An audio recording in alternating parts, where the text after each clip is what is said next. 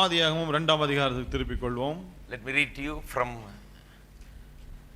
read you verse 7 and then from verses 15 to 24.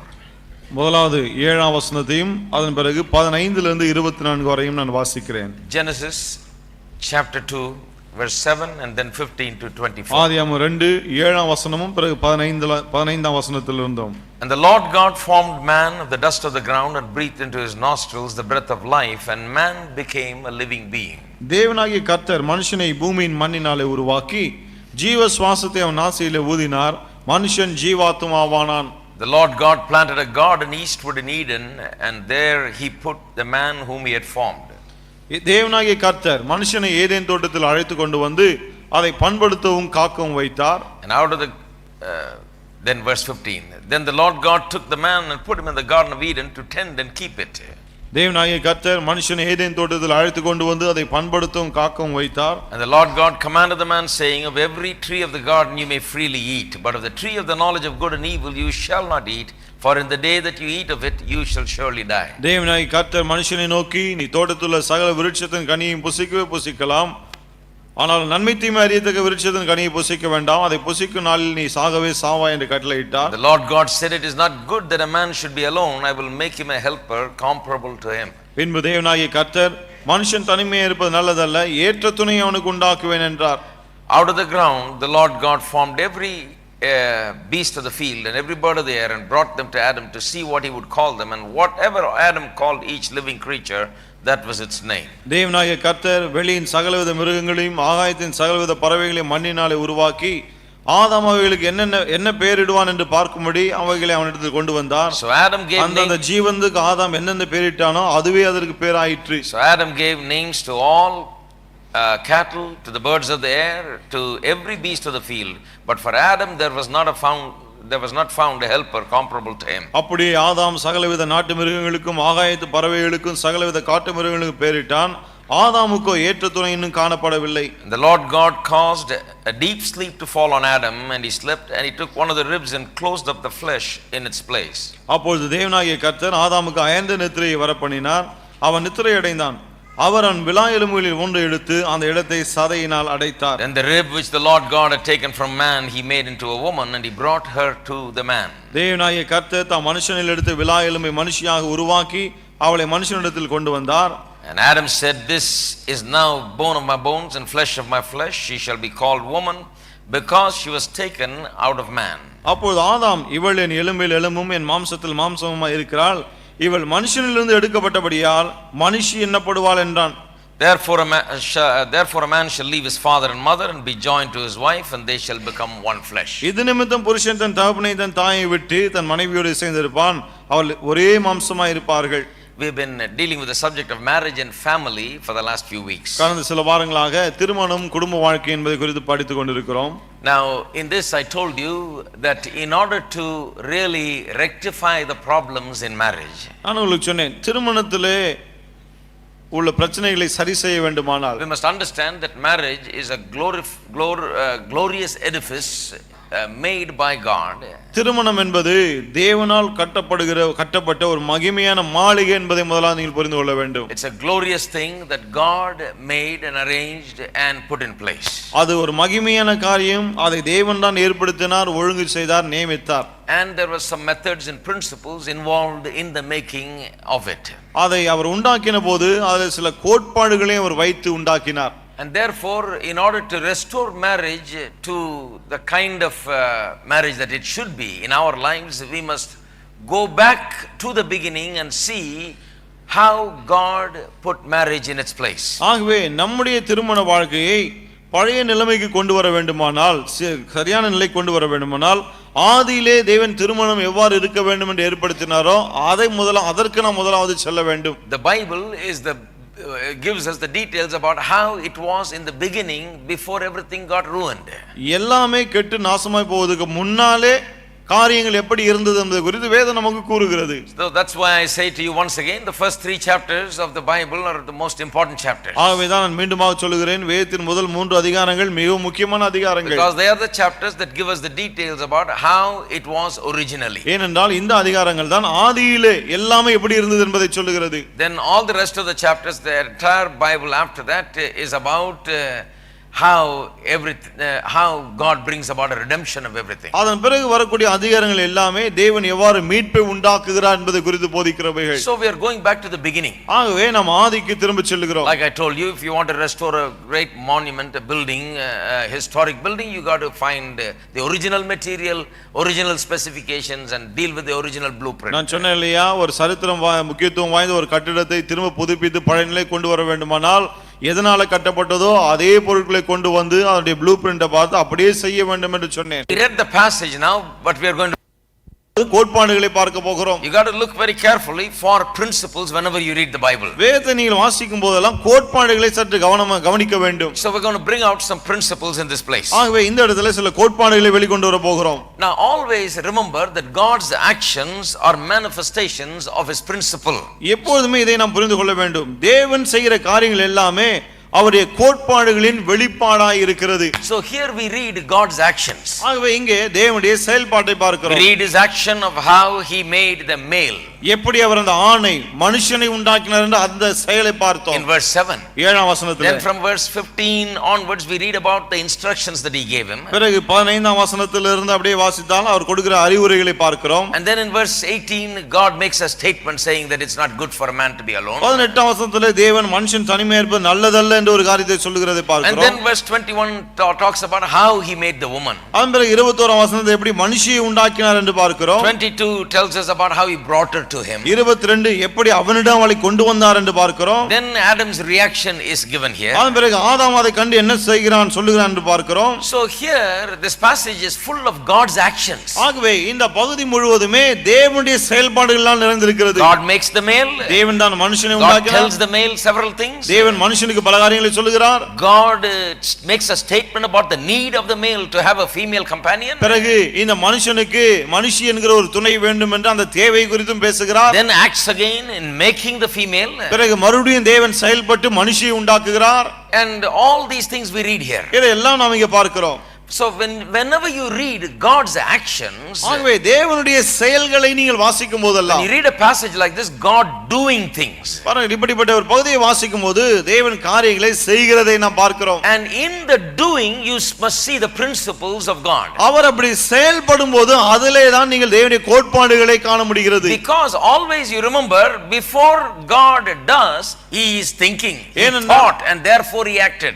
எப்பொழுதுமே இதை மனதில் கொள்ள வேண்டும். தேவன் ஒரு காரியத்தை செய்யும் முன்னர் முதலாவது அதை குறித்து அவர் யோசித்திருக்கிறார். So the action is based upon very deep thinking and deliberation. ஆகவே அவர் செய்கிற ஒவ்வொரு காரியமும் ஆழ்ந்து சிந்தித்து யோசித்த பிறகுதான் அவர் செய்கிறார். So don't just look at the action, but look what went behind the action. ஆகவே அவருடைய செயல்பாட்டை கவனிக்காமல் அவருடைய செயல்பாட்டுக்கு பின்னாலே என்ன இருந்தது என்பதை கவனிக்க வேண்டும். And the action only reveals what he had thought all this time. அவர் செய்கிற அந்த காரியம் இவ்வளவு காலம் அவர் என்ன சிந்தித்தார் என்பதை நமக்கு வெளிப்படுத்துகிறது. So when God does something, he always does on the basis of what he has thought out. ஆகவே தேவன் எப்போது நமக்கு ஒன்றை செய்யும்போது ஏற்கனவே அவர் என்ன சிந்தித்து வைத்திருக்கிறாரோ அதன் அடிப்படையிலே தான் நமக்கு செய்கிறார். And if you look at this passage, இந்த பகுதியை நீங்கள் கவனித்தால் there is one thing that is definitely very clear in this passage. இங்க இந்த பகுதியில ஒரு காரியம் மிகவும் நிச்சயமா இருக்கிறது. That is this, that God, when he made man, he did not immediately make the male and female, he first made the male. அது என்ன? தேவன் மனுஷனை உண்டாக்கின போது உடனடியாக மனுஷன் என்று ரெண்டு பேரையும் உண்டாக்காமல் முதலாவது மனுஷனை மட்டும் உண்டாக்கினார். Now in chapter 1 in verse 26 it looks like he immediately made a man as male and female. பாருங்க முதலாம் அதிகாரம் 26ஆம் வசனத்தை வாசிக்கும் போது அவர் ஆண் பெண் இருவரையும் ஒன்றாய் சேர்த்து உண்டாக்கினது போல நமக்கு தெரிகிறது. But chapter 2 gives us the detail about in what sequence they were made. ஆனால் இரண்டாம் அதிகாரம் அவர்கள் எவ்வாறு சிருஷ்டி, அதாவது யார் முதல் யார் இரண்டாவது என்று சிருஷ்டிக்கப்பட்டார் என்று நமக்கு சொல்லுகிறது. So the first person to be created was the male. ஆகவே முதலாவது சிருஷ்டிக்கப்பட்டவன் ஆண் தான். So let me say this to you. ஆகவே இதை நான் உங்களுக்கு சொல்லட்டும். When God began the human race, தேவன் இந்த மனு வர்க்கத்தை ஆரம்பித்த போது he began with one person and not a couple. அவர் ரெண்டு பேரை கொண்டு ஆரம்பிக்காமல் ஒருவனை கொண்டு ஆரம்பிக்கிறார். First he put the male there, one person. முதலாவது ஆண் என்கிற ஒரு மனுஷனை கொண்டு வருகிறார். It is based on that we stated to you that for marriage God has made the male like a foundation. இதன் அடிப்படையில் தான் நான் உங்களுக்கு சொன்னேன், திருமணத்திலே ஆணை தான் தேவன் அஸ்திபாரம் போல வைத்திருக்கிறார். But let's look further in this principle. இந்த கோட்பாட்டை இன்னும் கொஞ்சம் நாம் கவனிப்போம். He began with one. அவர் ஒரு மனுஷனோடு ஆரம்பித்தார். He did not begin with two, that is male and female. He began with one.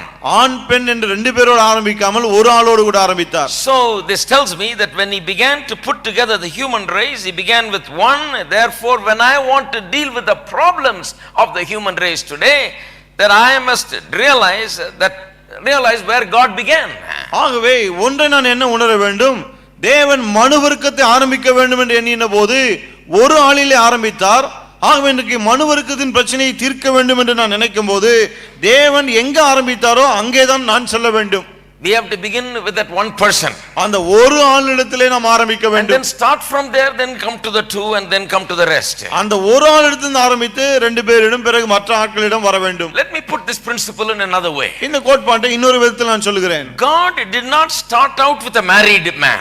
தேவன் திருமணமான ஒரு ஆளை கொண்டு எல்லாவற்றையும் ஆரம்பிக்கவில்லை. I'll put it in another way. God did not start human race and its life with marriage. இன்னொரு இப்படியும் அதை சொல்லலாம், தேவன் மனு வர்க்கத்தை திருமண வாழ்க்கையிலிருந்து ஆரம்பிக்கவில்லை. He started the human race with a single person living as a single. மனு வர்க்கத்தை அவர் எப்படி ஆரம்பித்தார்? ஒரு தனி ஆளை கொண்டு தனியாக வாழ்ந்து கொண்டிருந்த ஆளை கொண்டு தான் ஆரம்பித்தார்.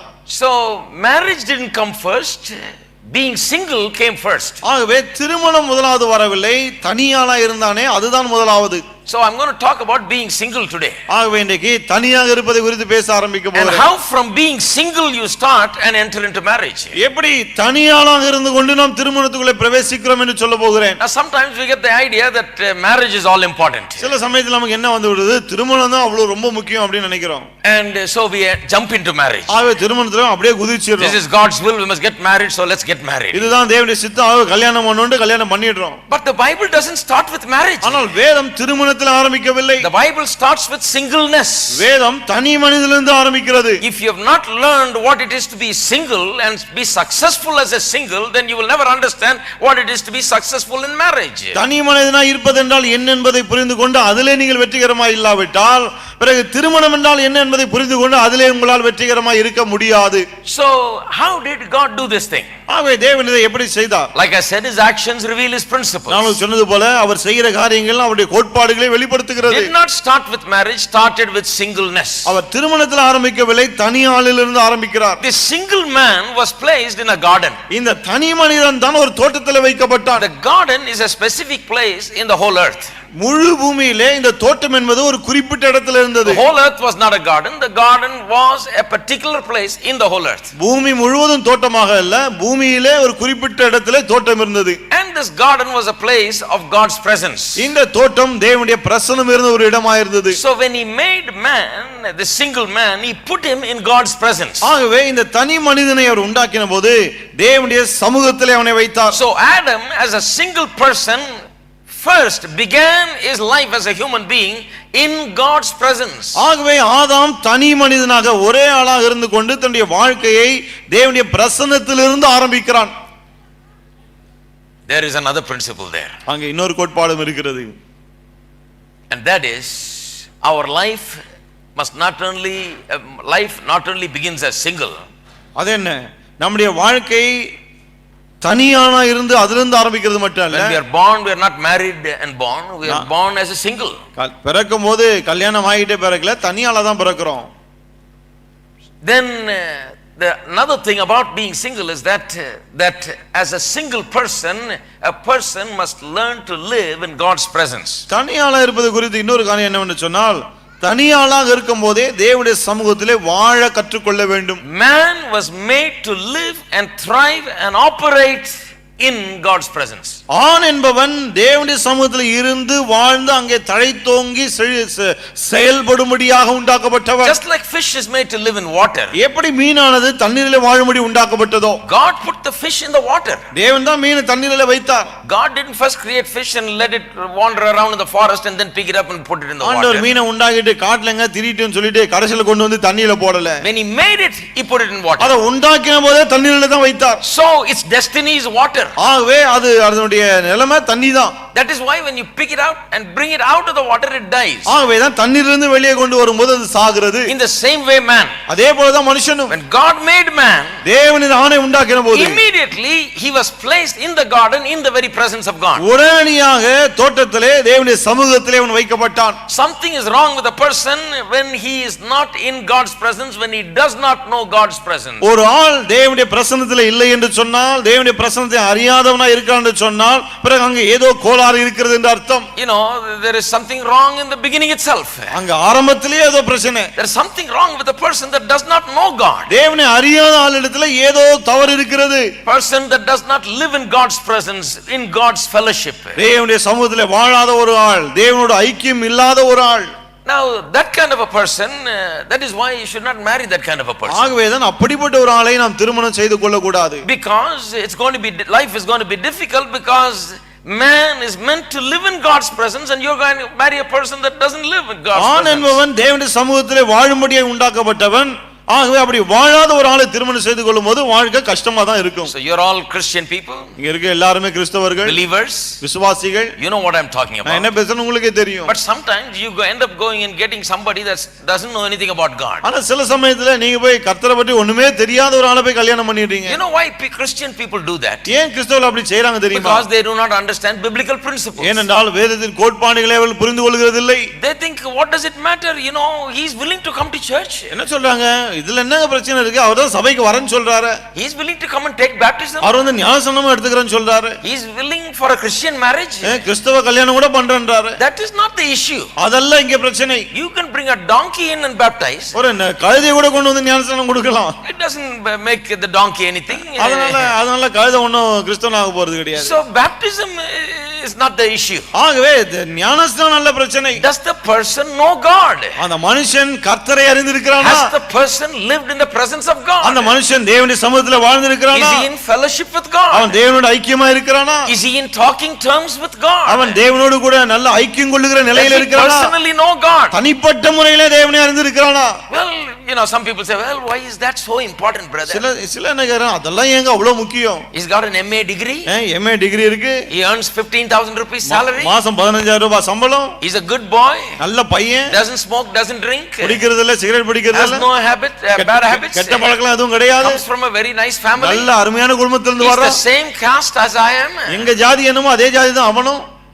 Even my mother and father like him. எங்க அப்பா அம்மா கூட அவனை பிடிச்சிருக்கு. I think it's God's will. ஆகவே இது கர்த்தருடைய சித்தம் தான் நான் நினைக்கிறேன். Now how can you say it's God's will when God's will is clearly stated here? தேவனுடைய சித்தம் தெளிவா இங்க சொல்லப்பட்டிருக்கும்போது இதுதான் தேவ சித்தம் எப்படி நீங்க சொல்லலாம்? Now you are embarking on wrong grounds into something very great in your life. இப்பொழுது வாழ்க்கையிலே மிகப்பெரிய ஒரு காரியத்தை செய்யும்படி தவறான ஒரு அஸ்திபாரத்தின் மேல போகிறீர்கள். Marriage is not an ordinary thing, it's an extraordinary building edifice, and the foundation itself is wrong. திருமணம் என்பது சாதாரண காரியம் அல்ல, அது அசாதாரணமான ஒரு மாளிகை. இப்போ அஸ்திவாரமே தப்பா இருக்கு. Then you wonder after marriage, when you have all the problems, then you wonder why all this problem, you know, God is not helping me, God is not sorting all my problems. கல்யாணத்துக்கு பிறகு பிரச்சனை வரும்போது நீங்களே கேள்வி கேக்குறீங்க, கர்த்தர் உதவி செய்ய மாட்டேன்றாரு, பிரச்சனை தீர்க்க மாட்டாரு அப்படி இப்படின்னு. Now people are mistaken when the boys or the girls that they are in love with or they want to marry want to come to church and all that. Sometimes they want to come to church even though they are not believers. பாருங்க, கல்யாணம் செய்து கொள்ள போற அந்த பையனோ அல்லது பெண்ணோ விசுவாசம் இல்லைன்னா கூட சபைக்கு வர ஆயத்தமா இருக்கும்போது மக்கள் ஒத்துக்கிறாங்க. You know why he comes to the church? ஏன் அவர் சபைக்கு வரா தெரியுமா? Because the girl goes to this church. ஏன்னா பெண் அந்த சபைக்கு போகிறா. He understands how to get the girl. அந்த பெண்ணை எப்படி பிடிக்குதுன்னு அவனுக்கு தெரியுது. He says if you go Tuesday, he's going to be in that church, she's going to be in that church, so I'm going to go sit with her in that church. செவ்வாய்க்கிழமை போனா அந்த பொண்ணு கண்டிப்பா அங்க இருப்பா, சரி நானும் போய் சேர்ந்துடுறாங்கன்னு வர்றான். That's why he comes. ஆகவே தான் வருகிறான். You know why she comes? அந்த பெண் ஏன் வரா தெரியுமா? Not because there is a special connection between her and God. It's because he'll be there. That's why she comes. ஏதோ அந்த பெண்ணுக்கும் தேவனுக்கும் ஏதோ தொடர்பு இருக்குன்னு கிடையாது. அவன் இருக்கிறான், ஆகவே இவளும் வருகிறாள். The person they like is in God's presence, so they come into God's presence. அவங்களுக்கு பிடித்திருக்கிற அந்த ஆள் கர்த்தருடைய சமூகத்தில் இருக்கிறதுனால அவர்களும் வருகிறார்கள். But they do not know anything about living in God's presence and knowing God's presence. ஆனால் ஜீவனுள்ள தேவனை அறிந்திருப்பதோ அவருடைய சமூகத்தில் வாழ்வது குறித்து அவங்களுக்கு எதுவுமே தெரியாது. But that is the way God ordained life. ஆனால் தேவன் வாழ்க்கை இப்படி தான் ஏற்படுத்தி இருக்கிறார். This is an eternal principle. இது நித்திய கோட்பாடு. God's actions in the beginning shows us that when God made man, he put him in the garden in his presence so he can commune with him. ஆதியிலே தேவனுடைய கிரியைகள் நமக்கு என்ன காண்பிக்கிறது? தேவன் மனுஷனை உண்டாக்கின போது அவனை தம்முடைய சமூகம் இருக்கிற தோட்டத்தில் வைத்தார். ஏனென்றால் அவரோடு கூட பேசுவதற்காக. He was single. அவன் தனியாளா இருந்தான். He was properly single. சரியான விதத்துல தனியாளா இருந்தான். He is in God's presence. அவன் தேவனுடைய சமூகத்திலும் இருந்தான். It's not enough to be single, but you must be properly single. ஆகவே தனியாளா இருந்தா மட்டும் போதாது, சரியான விதத்துல தனியாளா இருக்கணும்.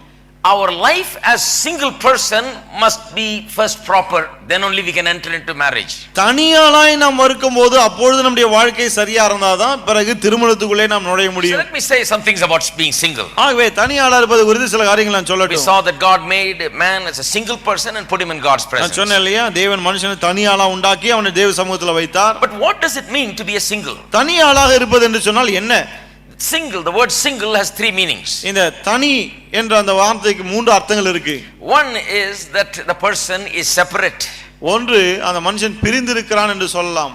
There are three meanings. The first meaning is separate. மூன்று அர்த்தங்கள் இருக்கு. முதல்ல வந்து பிரிந்திருப்பது. The word separate means to be distinct from others or to be different from others. பிரிந்திருப்பதுன்னு சொன்னா மற்றவர்களிடம் இவன் வித்தியாசமா இருக்கிறான் என்ற அர்த்தம். Or to be unattached. அல்லது மற்றவர்களோடு கூட ஒட்டாமல் இருக்கிறான் என்ற அர்த்தம். Now what does that mean? இதனுடைய அர்த்தம் என்ன? It means that the person is properly single in the sense that he is totally different from others. He is by himself, unattached. அதாவது இவன் தனியாள் என்று சொன்னால் மற்றவர்கள் கூட ஒட்டாத ஒரு ஆள், இவன் மட்டும் தனியா இருக்கிறான், வித்தியாசமான ஒரு ஆள் என்று அர்த்தம். Now I believe even today our life must begin like that. இன்றைக்கும் நம்முடைய வாழ்க்கை இப்படிதான் ஆரம்பிக்க வேண்டும் என்று நான் நினைக்கிறேன்.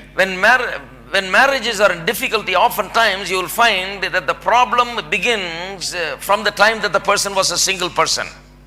இன்னைக்கு திருமணத்துல ஏதாவது பிரச்சனை என்று சொன்னால், கஷ்டம் என்று சொன்னால், பிரச்சனை அங்க ஆரம்பிக்கல, அவன் தனியாளா இருந்தானே அப்போதிலிருந்தே அந்த பிரச்சனை ஆரம்பித்து விட்டது. You know, in this passage we read at the end of this passage in verse 24, it says, therefore shall a man leave his father and mother. பாருங்க 2:24 கடைசில என்ன பார்க்கிறோம்?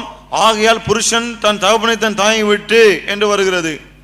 Leave his father and mother. தகப்பன் தாயை விட்டு.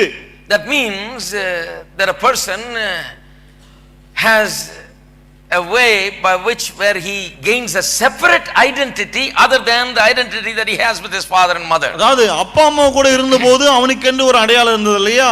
திருமணமான பிறகு அதிலிருந்து அவன் வெளியேறி இப்போது தனியாளாக அவன் இருக்கிறான். He is a person on his own. இப்போது அவன் தனித்து நிற்கிற ஒரு ஆள். Here is a man. இவன் ஒரு புருஷன். In places like the US, America போன்ற இடங்களிலே when a person becomes 18 years old, ஒரு ஆளுக்கு 18 வயசு ஆகும்போது, by the time you go to college you're 18 years old. கல்லூரிக்கு போகும்போது 18 வயசு ஆயிருதுங்க. Now a college going young man there, they advise that you go and be in the hostel. அங்க கல்லூரிக்கு போகிற ஒரு வாலிபனை பார்த்து என்ன சொல்றாங்கன்னா, நீ போய் ஹாஸ்டல்ல தங்கியிரு. They don't advise him to be at home. வீட்ல இருந்து வந்து படிக்க வேண்டாம் அப்படிதான் சொல்றாங்க.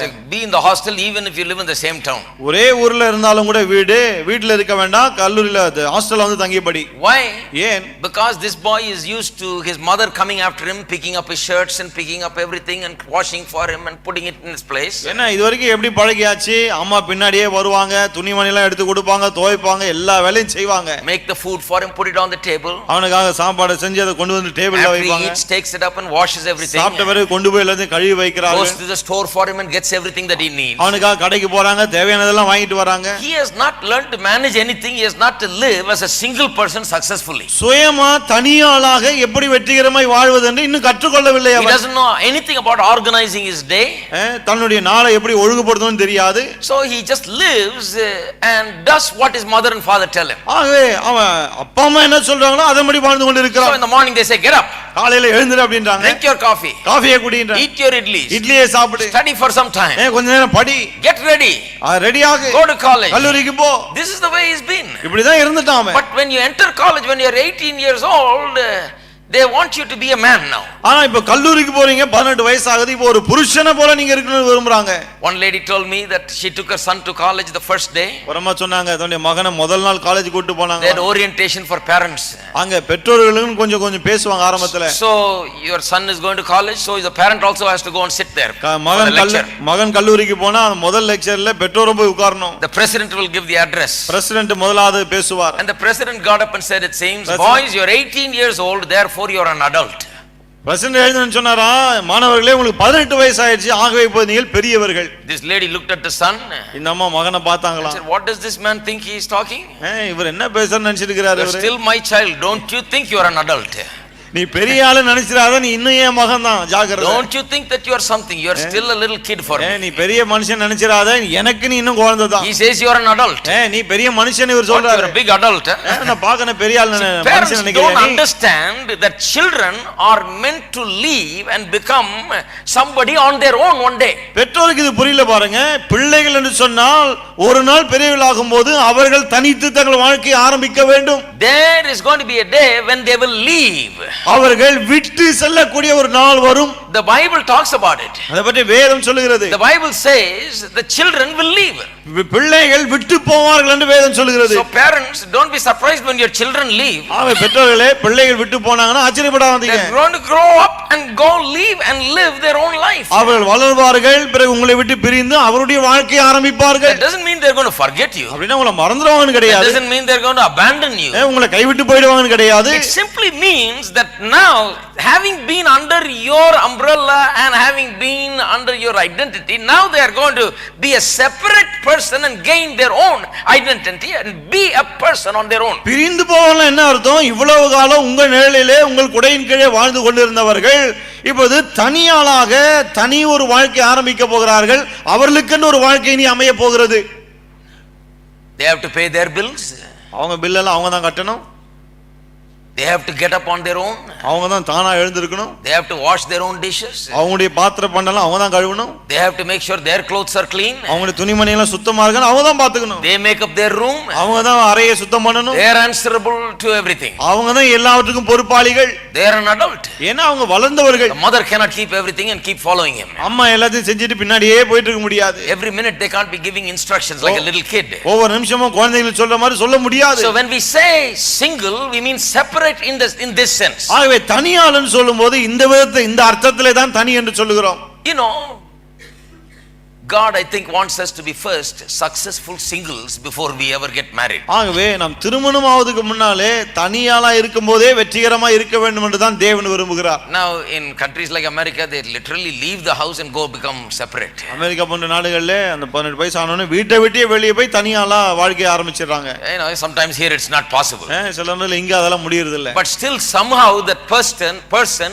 must learn how to be separate and gain a separate identity for himself and be a man himself. பாருங்க, அப்படி போக முடியலனா கூட அந்த ஆள் அந்த ஆள் எப்படி தனித்து வாழ்ந்து தனக்கென்று ஒரு அடையாளத்தை ஏற்படுத்திக் கொள்வது என்பதை அறிந்து கொள்ள வேண்டும். Because if he does not do that, என்ன அப்படி செய்யவில்லை என்றால், if he is still a mama's boy, இன்னும் அம்மா பிள்ளையாவே இருந்தா, he is going to enter into marriage as a mama's boy. திருமணம் ஆகும்போது அம்மா பிள்ளையை தான் கல்யாணம் பண்ணுவாரு. And after marriage he does not understand now the most important person in his life is not his mother, it's his wife. திருமணம் ஆன பிறகு கூட அவனுக்கு புரியுறது இல்லை, இப்போ வாழ்க்கையில முக்கியமான ஆள் அம்மா கிடையாது, மனைவி தான். That is the source of all the problem then. அவன் பிறகு அதுவே எல்லா பிரச்சனைக்கும் மூல காரணம் ஆயிடுது. Because the mother claims him as her son. ஏன்னா அம்மா இவன் ஏன் மையன்றாங்க. She doesn't understand that he must leave. அம்மாக்கு புரியல இவன் விட்டு போக வேண்டும் என்று. And the boy doesn't understand how to be separate. பையனுக்கும் தெரியல எப்படி தனித்து நிற்பது. He has never been single. ஏன்னா தனியாளா இருந்ததே கிடையாது. He has never worked on identity for himself as a man. ஒரு புருஷன் என்ற ஒரு விதத்திலே தனியாளா தனக்கென்று ஒரு வாழ்க்கையை அமைச்சதே He கிடையாது. has not ever thought about himself as a person. நான் ஒரு தனியாள் என்று அவன் யோசித்ததே He கிடையாது. has never thought about himself as an adult. தன்னை ஒரு வளர்ந்தவன் என்ற ஒரு எண்ணமே கிடையாது அவனுக்கு. Therefore, when he enters into marriage, he brings in all kinds of complications. ஆகவேதான் திருமணம் இப்படிப்பட்ட திருமணம் செய்யும் போது பலவிதமான சிக்கலோடு கூடவே உள்ள வர்றான். In that marriage, he is bringing his mother, he is bringing his father, he is bringing his uncle, aunts, and everybody. அந்த திருமணத்துல அவனுடைய அப்பா அம்மா அத்தை மாமா எல்லாரையும் கூட்டிட்டு வந்துறான். He thinks all of them are more important than his wife. மனைவியை விட இவங்களாம் தான் ரொம்ப முக்கியம் அவன் நினைக்கிறான். And that problem can never be solved because that is a problem about not being successfully single. இந்த பிரச்சனை தீர்க்க முடியாது. ஏன்னா தனியாளா இருக்கும் போதே அவன் வெற்றிகரமா இல்லையா, அதனால வந்த பிரச்சனை இது. He has not come to terms with himself as a single person. முதலாவது நான் ஒரு தனியாள் என்ற ஒரு எண்ணம் அவனுக்குள்ளே ஏற்படவில்லை. I will show you in a minute how Adam was a successful single person. எப்படி ஆதாம் தனியாளாய் வெற்றிகரமா இருந்தான் அதை காண்பிக்கிற பின்னாடி. You know, to be a successful single person is very important. தனியாளாய் வெற்றிகரமா இருக்கிறது ரொம்ப முக்கியம். There's a lot of young people here. நிறைய வாலிபர்கள் இங்க It இருக்கிறீர்கள். is so important that you succeed as a single person and gain your identity. You be a person on your own. நீங்கள் தனியாளாய் இருந்து உங்களுக்கென்று ஒரு வாழ்க்கை ஏற்படுத்திக் கொண்டு அந்த விதத்துல வெற்றிகரமா இருப்பது ரொம்ப முக்கியம். Only then marriage can be successful. அதன் பிறகுதான் திருமணம் வெற்றிகரமா இருக்க முடியும். The word single has another meaning. இந்த தனி என்ற வார்த்தைக்கு இன்னொரு அர்த்தமும் இருக்கு. The second meaning is uniqueness. இரண்டாவது அர்த்தம் என்ன சொன்னா தனித்தன்மை என்று சொல்லலாம். Now uniqueness means that there is no one like you. தனித்தன்மை என்று சொன்னா உங்களை போல யாருமே கிடையாதுன்னு அர்த்தம். Out of the 6 billion people in the world, there is not one other person like you. உலகத்துல 6 பில்லியன் மக்கள் இருந்தாலும் உங்களை போல இன்னொரு ஆள் கிடையவே கிடையாது. You are not truly a single person until you have understood your uniqueness. நீங்கள் உங்களுடைய தனித்தன்மை புரிந்து கொள்ளாத வரையிலே நீங்கள் தனியாளே கிடையாது. What about your uniqueness? உங்களுடைய தனித்தன்மை குறித்து என்ன? Your uniqueness is in the fact that God has made you in a particular way and he has not made any other person like you. உங்களுடைய தனித்தன்மை என்ன? தேவன் என்னை ஒரு குறிப்பிட்ட விதத்தில் உண்டாக்கி இருக்கிறார். ஆகவே என்னை போல வேறு எவருமே இல்லை என்பதை குறித்த ஒரு அறிவு. So when you realize that there is no one like you, ஆகவே என்ன போல யாருமே கிடையாது என்று நீங்கள் உணரும்போது, you realize your uniqueness, உங்களுடைய தனித்தன்மையை உணர்கிறீர்கள். you will not try to be like somebody else, you will be yourself. அதன் பிறகு நான் அவரை போல இருக்கணும்னு நினைக்காம நீங்கள் நீங்களாகவே இருப்பீர்கள். See, a lot of young people do not understand their uniqueness. நிறைய வாலிபர்களுக்கு தங்களுடைய தனித்தன்மை புரிவதில்லை. They have not thought about these things deeply and they have not resolved these things within themselves. இந்த காரியங்கள் எல்லாம் அவளுக்குள்ளே ஆழமாய் போதிக்கப்படாதனால தான் இது குறித்து ஆழமா அவர் சிந்தித்தது கிடையாது. So they think it's always better to be like this person ஆகவே இதை நினைக்கிறாங்க இவரை போல நான் இருக்கணும், or that person. அவரை போல நான் So இருக்கணும். that is why we have the trends and fashions of the day. ஆகவே தான் இன்னைக்கு எல்லாம் ஃபேஷன் ட்ரெண்ட் இதெல்லாம் We நிறைய see a இருக்கு. movie actor with a certain hairstyle, ஒரு நடிகர் குறிப்பிட்ட ஹேர் ஸ்டைலோட இருந்தா so we get the same hairstyle. உடனே அதே ஹேர் ஸ்டைல் நாமளும் We go to வச்சுக்கிறோம். the barber shop and ask him for that hairstyle. முடிவெட்ட கடைக்கு போயிட்டு அந்த ஹேர் ஸ்டைல் தான் வேணும்ன்றோம். Because we don't understand that we are different, we are unique and we think it's better to be like him because then we'll be accepted more. நாம வித்தியாசமானவர்கள் தனித்தன்மை வாய்ந்தவர்கள் என்று நமக்கு புரியுறதில்லை. ஆகவே தான் அவனை போலவே இருக்கணும், அப்பதான் எல்லாரும் ஏற்றுக்கொள்வார்கள் என்பதற்காக. So we even in buying our clothes and doing things like that, we always follow somebody. துணி வாங்குற விஷயம் மற்ற எந்த ஒரு காரியமானாலும் சரி எப்போதுமே மற்றவங்க என்ன செய்யறாங்களோ அப்படியே தான் நாமும் செய்றோம். We become copies rather than be originals. நாம ஒரிஜினலா இருக்கிறதுக்கு பதிலாக காப்பியாக மாறி விடுகிறோம். God made us originals, but most people die as copy. பாருங்க, தேவன் ஒரிஜினலை தான் உண்டாக்குகிறார், ஆனா நிறைய பேர் காப்பிகளாகவே சாகிறார்கள். So a young person as he grows up, he must come into singleness. ஆகவே ஒரு வாலிபன் வளரும்போது அவன் தனியாள் என்ற உணர்வுக்குள்ளே வர வேண்டும். He must gain a separate identity for himself. நான் ஒரு தனியாள் என்ற ஒரு எண்ணம் அவனுக்கு உண்டாக Become வேண்டும். responsible for himself. அவன் தனக்கு தானே பொறுப்பாளியா இருக்க He வேண்டும். must understand the uniqueness with which God has created him. தேவன் என்னை தனித்தன்மையோடு உண்டாக்கி இருக்கிறார் என்பதை புரிந்து கொள்ள வேண்டும். All these things will come only when you went to a church somewhere where the word of God is taught like that and you are able to think along these lines. தேவனுடைய வார்த்தை இப்படி எல்லாம் போதிக்கப்படுகிற ஒரு சபைக்கு சென்றால்தான் இந்த மாதிரி எல்லாம் உங்களால கொஞ்சம் யோசிக்க கூட முடியும். Otherwise how are you even going to begin? இல்லாவிட்டால் எப்படி நீங்கள் ஆரம்பிக்க போகிறீர்கள்? There is no chance and that is the sadness of the situation today. அதுக்கு வாய்ப்பே இல்லாமல் போய்விடும். இன்னைக்கு இந்த பரிதாப நிலை காரணமே அதுதான். Once you understand your uniqueness, உங்களுடைய தனித்தன்மை நீங்கள் புரிந்து கொண்டாலே your confidence begins to rise. உங்களுக்குள்ளே தன்னம்பிக்கை அதிகரிக்க ஆரம்பிக்கிறது. Have you ever wondered young people always regret, I don't look like him, I'm not tall tall as him, I'm not as good looking as this guy, and they always have regrets. வாலிபல பாருங்க, எப்ப பார்த்தாலும் ஒரு வருத்தம் தான் அவங்களுக்கு. நான் இவரை போல இப்படி இல்ல, உயரமா இல்ல, இப்படி இல்ல, அப்படி இல்ல, ஏதாவது சொல்லிட்டு இருப்பாங்க.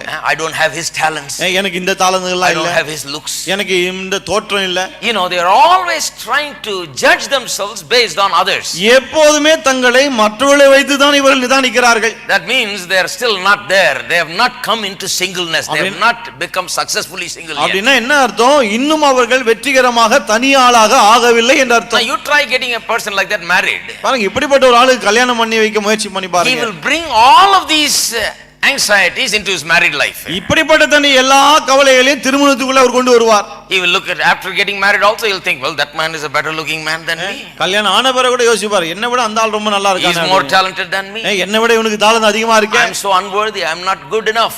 நான் அவ்வளவு நல்லவன் கிடையாது, தகுதி இல்லாதவன் நான். There is no confidence in him. Therefore he cannot be successful in marriage. அவனுக்குள்ள இப்படி ஒரு நம்பிக்கை, தன்னம்பிக்கை இல்லாதனாலே திருமணமும் வெற்றிகரமா இருக்கிறது இல்லை. So to be truly single means to understand your uniqueness. ஆகவே உண்மையாய் தனியாளா இருப்பதுனா என்ன அர்த்தம்? நீங்கள் தனித்தன்மை வாய்ந்தவர்கள் என்பதை புரிந்து கொள்ள வேண்டும். When you understand your uniqueness, உங்களுடைய தனித்தன்மையை நீங்கள் புரிந்து கொள்ளும்போது you will be able to walk into a crowd and you will be able to say, my name is Sam Chelladurai. ஒரு கூட்டத்துக்குள்ள நேரா உள்ள பூந்து என்னுடைய பெயர் சாம் செல்லதுரைன்னு சத்தம் போட்டு சொல்வீங்க. You better enjoy me now because you are never ever going to get another Sam Chelladurai just like me. ஆகவே இப்போதே என்ன நல்லா பார்த்து ரசிங்க. ஏன்னா என்ன போல இன்னொரு சாம் செல்லதுரை இனி ஒரு காலம் வரவே முடியாது. Hello. I'm talking about you also. நான் உங்களை பற்றியும் பேசிட்டு இருக்கேன். I believe there can never be another person like me. ஆகவே என்ன போல இனி ஒரு ஆள் இருக்கவே முடியாது என்று நான் நம்புகிறேன். I know it 100%. எனக்கு 100% தெரியும். There is only one Sam Chelladurai. ஒரே ஒரு சாம் செல்லதுரை மட்டும் தான் உண்டு. There is only one you. ஒரே ஒரு நீங்க மட்டும் தான். Tell the world around you to take you in and enjoy you as much as they can because they're never ever going to get another person like you. உங்களை சுற்றியுள்ள மக்களை பார்த்து சொல்லுங்க, என்ன போல இனி ஒரு ஆள் வரவே முடியாது. ஆகவே என்ன நல்லா பார்த்து அனுபவிங்க, ரசிங்கன்னு. Hello. Are you there? இருக்கீங்களா? Some people are trying to produce a copy of themselves in their children. சில தங்களுடைய பிள்ளைகளை தங்களை போலவே அப்படியே ஒரு காப்பி எடுக்க விரும்புறாங்க. So they don't give them a chance to be unique. ஆகவேதான் அவர்கள் பிள்ளைகளுக்கு தனித்தன்மையா இருக்கக்கூடிய வாய்ப்பு கொடுக்கிறது இல்ல. The children they are unique in themselves. பிள்ளைகள் அவங்களே தனித்தன்மை வாய்ந்தவர்களா இருக்கிறார்கள். They are not going to be you. They have their own uniqueness. பிள்ளைகள் நீங்களாக இருக்க போவதில்லை, அவர்களுக்கு ஒரு தனித்தன்மை இருக்கு. There is only one you. ஒரே நீங்கன்னா நீங்க மட்டும்தான். That's why I think you must have such confidence because you are so special. There is out of 6 billion people, there is not one other person that has got your fingerprints. பாருங்க, 6 billion மக்கள் இருக்காங்க இல்லையா, நீங்க தனித்தன்மை வாய்ந்தவர் ஒரு ஆளு கூட உங்களுக்கு இருக்கிற கைரேகை இருக்க போவதில்லை. உங்க கைரேகை யார்கிட்டயும் கிடையாது. No living person or a dead person has your fingerprints. உயிருள்ள ஆளோ அல்லது ஏற்கனவே செத்த ஆளோ ஒரு ஆளுகிட்ட கூட உங்க கைரேகை இருக்காது. No other person has your chromosome combinations. உங்களுடைய குரோமோசோம் காம்பினேஷன் இருக்கு இல்லையா, அது வேற எந்த ஆளுக்கும் கிடையாது. No other person in the whole world out of 6 billion people has your same DNA. 6 billion மக்கள் இருக்காங்களே, இதுல ஒரு ஆளு கூட உங்களுக்கு இருக்க அதே DNA இருக்குது கிடையாது. There is only one person like you. ஒரே ஒரு ஆள் உங்களை போல நீங்க மட்டும்தான். So why should I be like anybody else? Why should I try to be like anybody else? Because God has made me so special.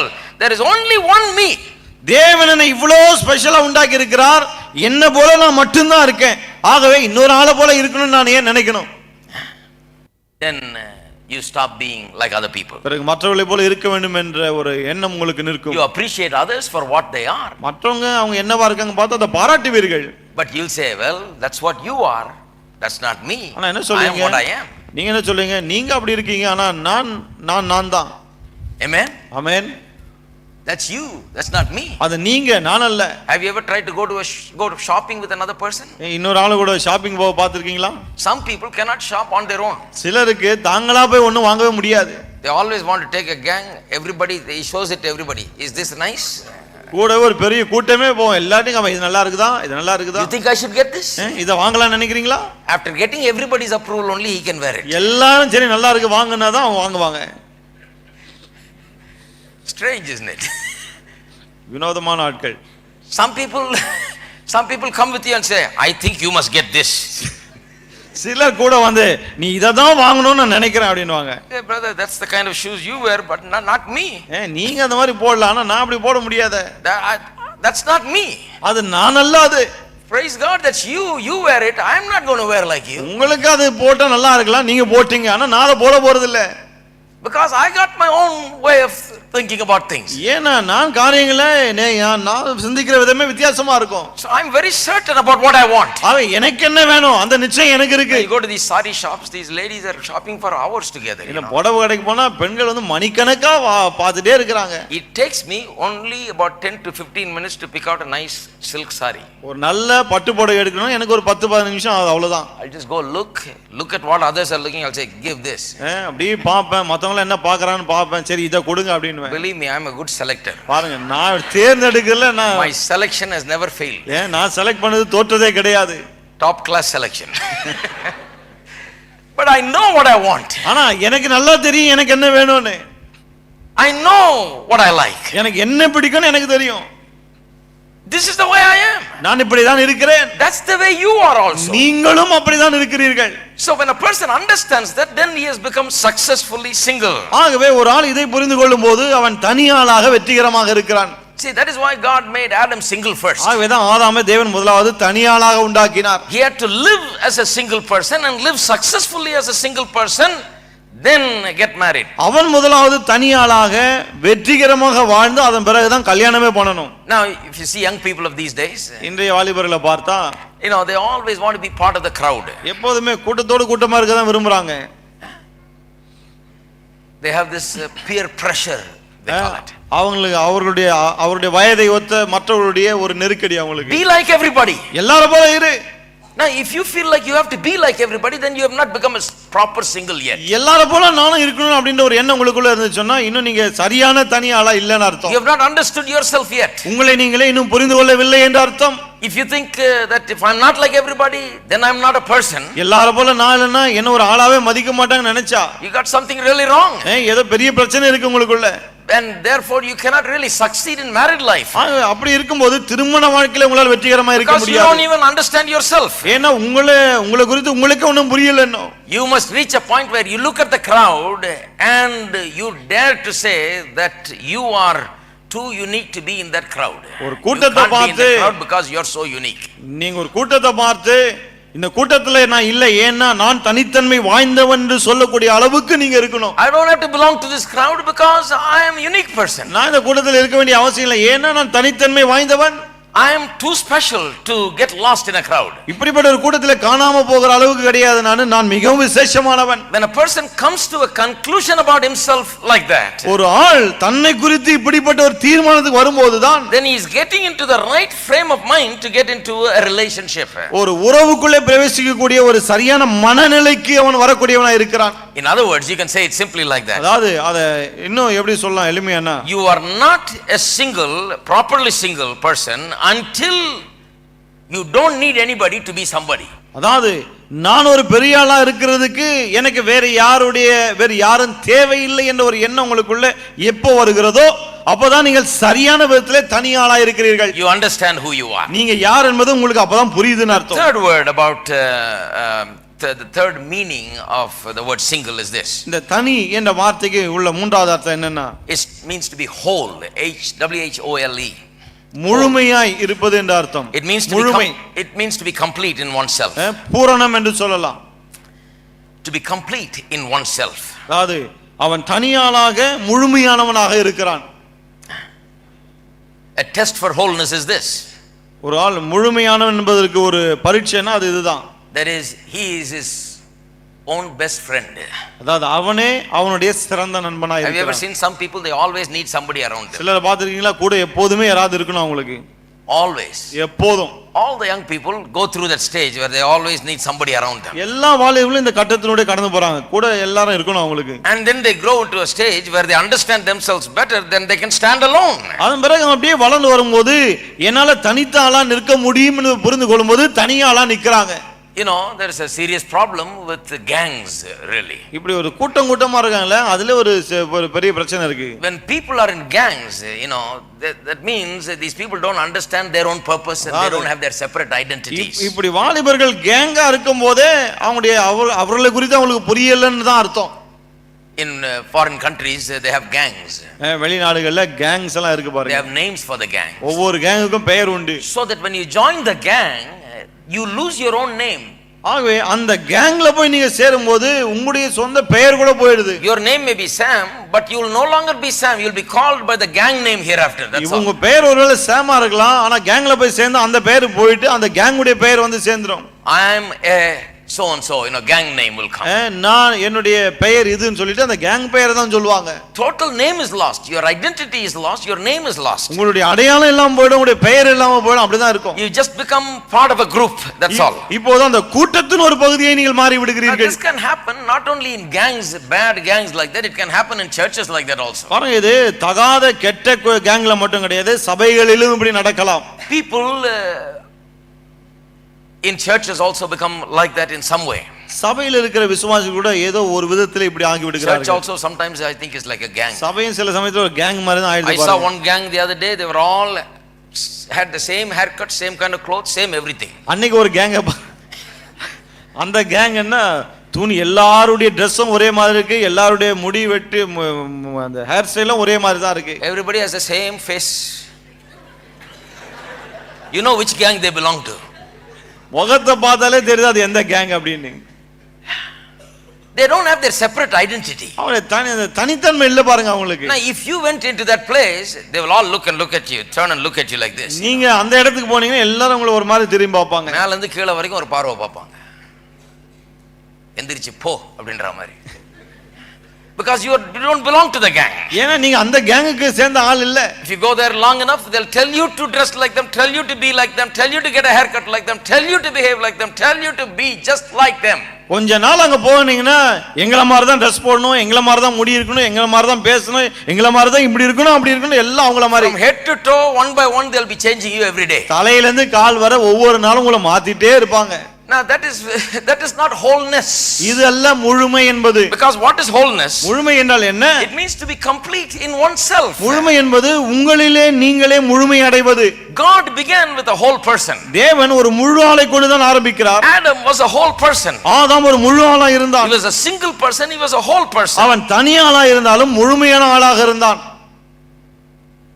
And when a person does not understand wholeness in this way, இந்த விதத்திலே முழுமையை ஒரு மனுஷன் புரிந்து கொள்ளாமல் போகும்போது, then there is a problem when he enters into a relationship and especially marriage relationship. அப்படிப்பட்ட ஒரு ஆள் ஒரு உறவுக்குள்ளே, குறிப்பாக திருமண உறவுக்குள்ளே பிரவேசிக்கும் போது பிரச்சனை உண்டாகிறது. Why? ஏன்? Because when you get into marriage relationship, all these things come into play. ஏன்னா திருமண உறவுக்குள்ளே செல்லும்போது தான் இந்த விஷயங்கள் எல்லாமே அங்க தலைகாட்ட ஆரம்பிக்குது. You know, when people move with one another, boys and girls move with one another, பையன்களும் பெண்களும் ஒருத்தர் பழகும்போது, you know, they say things like this: I need you. என்ன சொல்றாங்க? எனக்கு நீ வேணும். I can't live without you. நீ இல்லாம என்னால வாழ முடியாது. These are common dialogues. இதெல்லாம் சராசரி வழக்கமா இருக்கிற வசனங்கள். I think you will know that. உங்களுக்கு தெரியும்னு நினைக்கிறேன். I can't live without you. நீ இல்லாம என்னால வாழவே முடியாது. I'll die if you leave me. நீ போனீனா நான் செத்து போய்டுவேன். Just tell him that you will arrange for the funeral. கொஞ்சம் சொல்லுங்க, அடக்க ஆராதனைக்கு நானே எல்லாம் செலவும் பாத்துக்கிறேன். You know what the problem with the guy is? அந்த ஆளுகிட்ட பையன்கிட்ட என்ன பிரச்சனை தெரியுமா? If he says he cannot live without you, then that means he doesn't know how to be single. நீ இல்லாம என்னால வாழ முடியாது அவன் சொல்றானா, தனியாளா எப்படி வாழுது அவனுக்கு தெரியலன்னு அர்த்தம். He is not a successful single person. அவன் தனித்து வெற்றிகரமாய் வாழக்கூடிய ஆள் அல்ல. When he says, "Oh, I cannot be happy without you. I need you. I'll die if I am not with if you leave me." நீ இல்லாம எனக்கு சந்தோஷம் இல்ல, நீ இல்லாம வாழ முடியாது, நீ இல்லனா நான் செத்து போய்டுவேன்னு சொன்னா, if you marry that kind of a person, you're going to have tremendous problem because he has not understood what it is to be himself. அப்படிப்பட்ட ஒரு ஆளை திருமணம் செய்து கொண்டா நிம்மதியே இருக்காது. ஏன்னா தனித்து இருப்பது என்றால் என்னன்னே அவனுக்கு தெரியல. he has not been a proper single. அவன் சரியான தனி ஆளாக இல்லை. He is not a wholesome person. அவன் முழுமையான ஒரு ஆளாக He does இல்லை. not understand his uniqueness. அவன் தன்னுடைய தனித்தன்மை புரிந்து கொண்டவனாக He does இல்லை. not understand what it is to be separate and have a separate identity on his own. தனித்து இருப்பது என்றால் என்ன, தனக்கென்று ஒரு தனி அடையாளம் பெறுவது என்றால் என்னன்னு அவனுக்கு புரியவில்லை. He's been clinging to his mother and father all this time. இது வரைக்கும் அப்பா அம்மாவே பிடிச்சிட்டு இருந்தான். Now he's trying to hang on you. இப்போ உங்களை பிடிச்சிட்டு இருக்க பார்க்கறான். And you're going to have a great difficulty because he has not been a successful single person. சரி, உங்களுக்கு தான் ரொம்ப கஷ்டம். ஏன்னா தனித்து வெற்றிகரமாய் வாழ்வது என்றால் என்னன்னு அவனுக்கு தெரியவில்லை. It's a dangerous thing when people are in that state and condition and then they want to get married. இப்படிப்பட்ட நிலையில இருக்கிற ஆட்கள் திருமணம் செய்து கொள்ள விரும்பும்போது அது ரொம்ப ஆபத்தானது. But yet that is what is mostly going on. 99% that is what is ஆனா going பாருங்க, on. 99% உலகத்துல அதான் நடக்குது. This is a famous dialogue.